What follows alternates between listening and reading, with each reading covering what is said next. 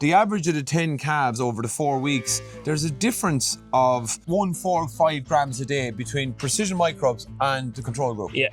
Which is very significant. It is significant, especially that's only after 4 weeks. Yeah. And if you were to continue this for another 10 weeks or however long you wanted, I'd say the results would be huge then in terms of size.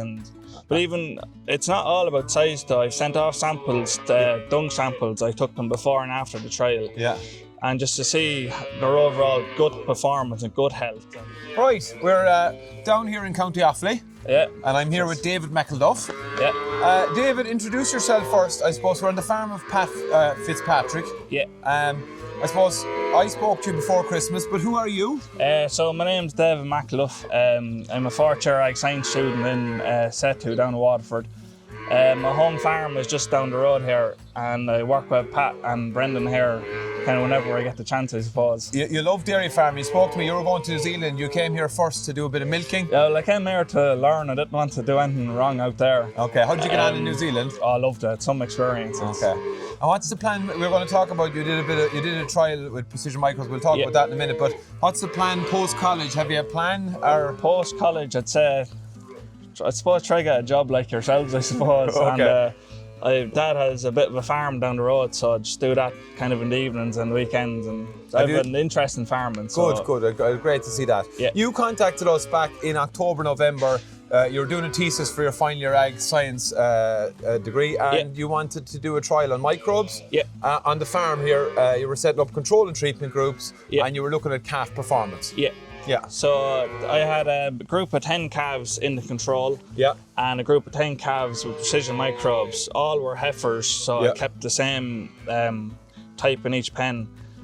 And I suppose when my supervisor, Michael Walsh, told me about it at the start, this whole idea of giving calves and animals supplements to make them digest feed better, I was kind of like... You didn't believe him? No, I was iffy about it, but no, after the 4-week trial here, you can definitely see from the results. The difference, yeah. So we have the results here, and you'll be publishing, and we'll be sharing at a time. But look, Pat was good enough to let us down to the farm, and you gave us a bit of time. You're on a bit of a break in college. Yeah. But the data is incredible here. I know. Look, people will say about study sizes and everything like this. 10 animals in control and 10 in treatment.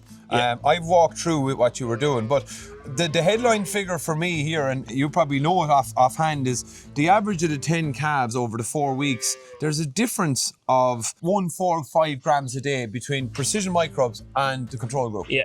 Which is very significant. It is significant, especially that's only after 4 weeks. Yeah. And if you were to continue this for another 10 weeks or however long you wanted, I'd say the results would be huge then in terms of size.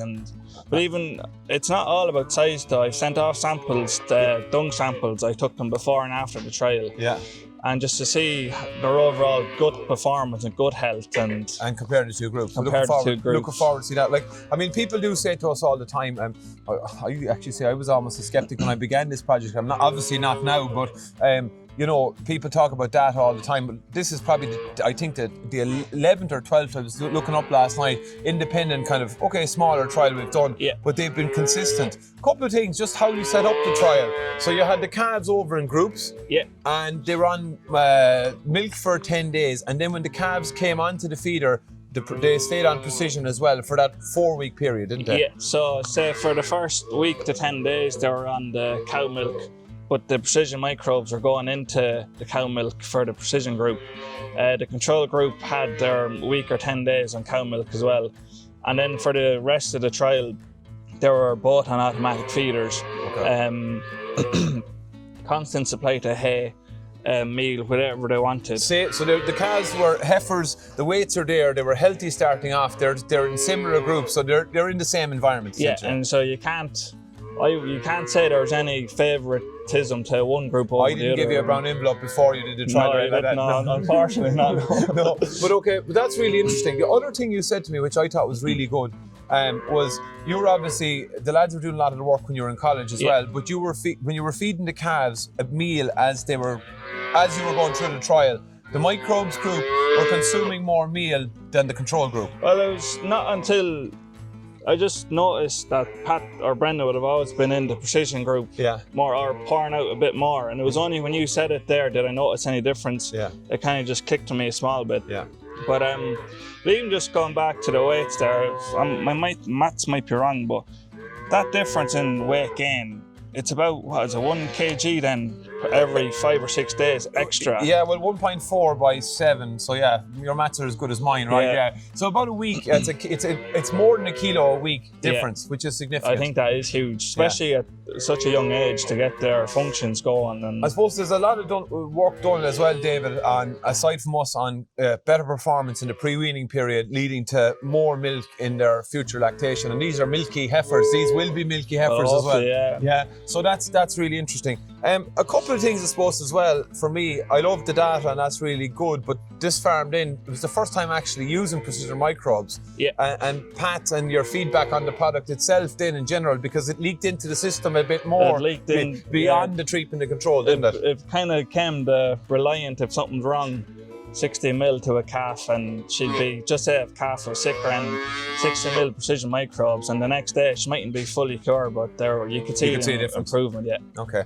Listen, I really appreciate your time. I know that you're in college and it takes a lot of work to do all this sort of stuff, but I suppose you're a bit like me. When you see this kind of thing working, it does open a whole other area of mind going. And it gets you thinking, Ches, like if something as little as by looking at the product, you don't see like how it can have such an improvement. But I just get your mind thinking, like, I wonder what else can you do on farm, like with organic and biological and using kind of sciencey, science head on you. Just kind of wonder, right, what improvements can I make that would make an overall big outcome, say to profit or production. And I found the whole thing very interesting. Well, I must say. As happy as we are with the results, I'm delighted that you got something out of it, and it piqued your interest. Continued success and good luck in the exams. Thanks a million. We'll publish when you've finally published, we'll publish all the results in the trial as well, and we're looking forward to seeing that. But yeah, absolutely delighted to visit you today, and thank you very much. Pleasure having you down. Yeah, thanks, David. Thank you.